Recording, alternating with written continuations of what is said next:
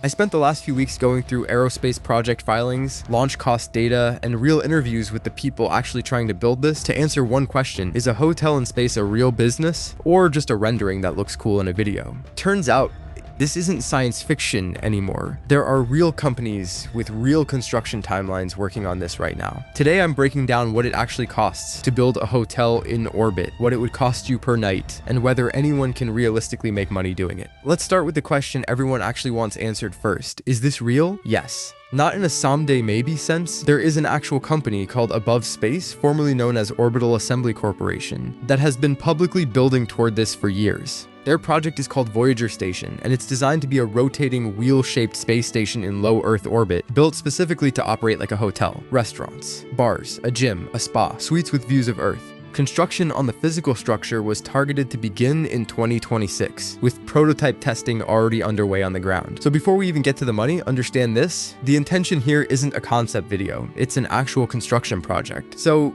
what does something like this cost to build? According to reporting on the project, the projected build cost for Voyager Station is estimated at around $60 billion. To put that in perspective, the International Space Station, built over more than a decade, through international government cooperation, cost roughly $150 billion, and it was built to house a crew of about 7 people at a time. Voyager Station, by comparison, is designed to eventually hold up to 400 people at once, around 100 crew and 300 guests, for a fraction of the ISS's total cost. That's the entire bet behind this business. Build something that size for private paying customers at a lower cost than a government space station built for scientific research. Now here's where it gets interesting, because the pricing on this has actually shifted as the project has developed. Early on, when this project was first announced, the company floated a starting price of around $5 million for a room. More recent reporting on the project has pointed to pricing closer to $1.2 million per night. Either way, we're talking about numbers far beyond what most people will ever spend on travel in their lifetime, let alone in a single night. So why does a hotel room in space cost more than most people's houses? The answer comes down to one brutal fact about space travel that hasn't really changed in decades. Getting there is still incredibly expensive. Right now,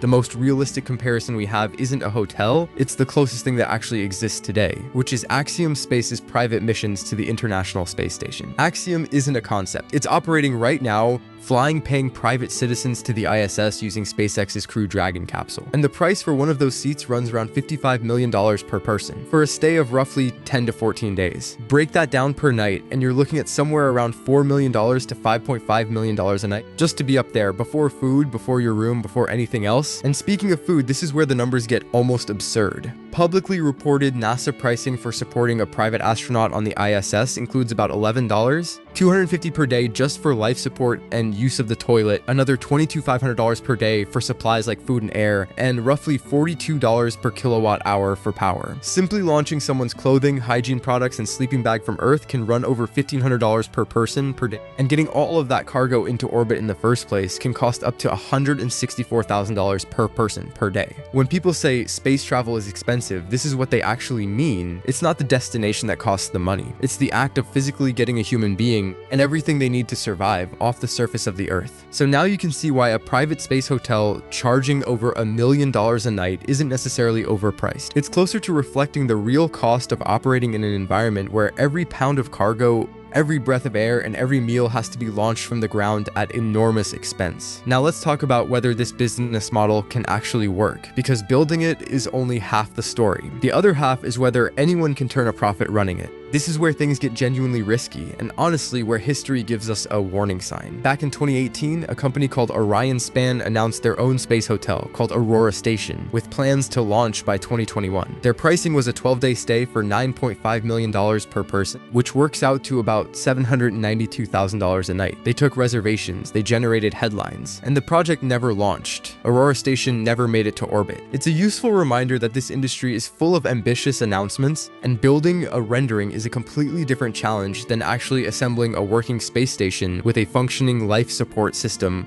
hundreds of miles above the Earth. So what makes Voyager Station different, if it's different at all? Mainly timing. The entire economics of space travel are shifting right now because of one company, SpaceX. Their Starship program is specifically designed to dramatically lower the cost of getting people and cargo into orbit, with industry estimates projecting that seat prices could drop below $10 million by 2030, compared to the $55 million a seat Axiom charges today using current technology. If that actually happens, it changes the entire math behind a space hotel. Suddenly, the most expensive part of the experience, just getting there, becomes several times cheaper, which means either the hotel becomes more profitable at the same price, or the price can come down and open the experience to a slightly larger pool of extremely wealthy customers. And that pool is already growing. The private space tourism industry as a whole is estimated to be worth somewhere between $1.3 and $1.9 billion as of last year, and it's expanding as more companies fly more private citizens. It started back in 2001 when businessman Dennis Tito paid $20 million to fly to the ISS aboard a Russian Soyuz rocket, at the time a total novelty. Now, over 100 private individuals have flown to space on commercial missions, and multiple companies are actively selling tickets,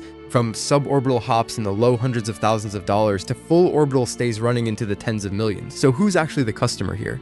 Right now, it's a very small, very wealthy group. Entrepreneurs, investors, people for whom several million dollars for an extraordinary once-in-a-lifetime experience isn't life-changing money. That's a tiny market. But it's not a zero market, and it's proven repeatedly that people at that income level are willing to pay for this exact kind of experience. Now, what actually determines whether a project like Voyager Station succeeds as a business rather than just a headline? First, launch costs need to keep coming down. The entire model depends on getting cheaper access to orbit through vehicles like Starship. If launch costs stay where they are today, the total cost of operating a station this size becomes difficult to justify even at over $1 million a night. Second, the station actually needs to get built and stay operational. A $60 billion construction project, assembled piece by piece in orbit, is an enormous engineering undertaking, and the space industry has a long history of ambitious hotel and station projects announced with confident timelines that ultimately slip by years or never launched at all. Third, safety and reliability matter enormously here in a way that doesn't apply to a hotel on Earth. A single serious incident in an industry this new, this expensive, and this closely watched could set back the entire private space tourism sector, not just one company.